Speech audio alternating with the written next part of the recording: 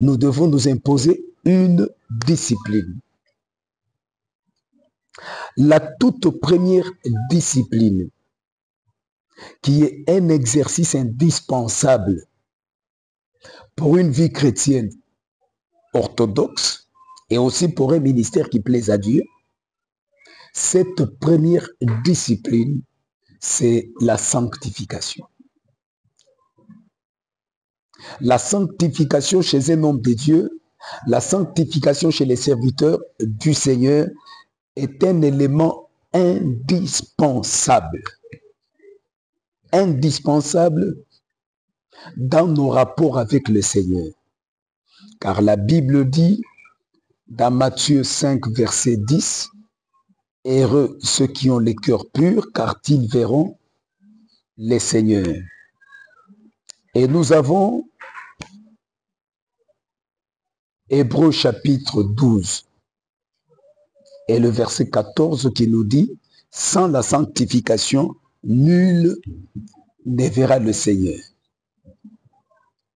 Ça veut dire que la sanctification est un élément indéniable dans nos rapports avec les seigneurs.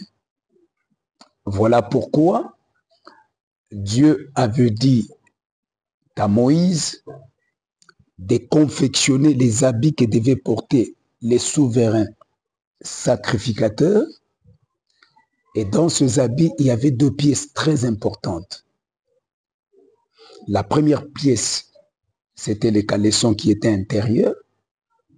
Personne ne le voyait. Et la deuxième pièce, c'était la lame qui était sur le front ou sur le bonnet du sacrificateur, la lame sur laquelle était inscrit « Sainteté à l'Éternel ». Vous voyez déjà, il y a ce qui est visible et il y a aussi ce qui est invisible.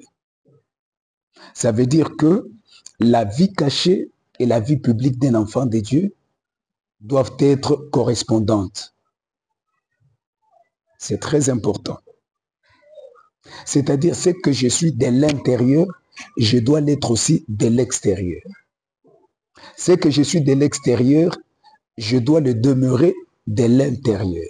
C'est très important, la vie de sanctification. C'est pour cette raison, vous verrez que la tenue que Dieu a imposée aux sacrificateurs n'avait qu'une seule couleur, c'était la couleur blanche, qui est une couleur de pureté. C'était la couleur blanche, et une couleur de pureté. Et pour garder la blancheur de cette tenue, il fallait être propre. C'est très important. Ça dénote la sanctification. La sanctification, de par son sens étymologique, j'aime bien comment ça se définit en hébreu, parce qu'en grec, c'est hagios, en hébreu, c'est kodesh. Le mot kodesh, kodesh veut dire être coupé de. Ça veut dire que c'est une expression qu'on utilise dans l'abattage des arbres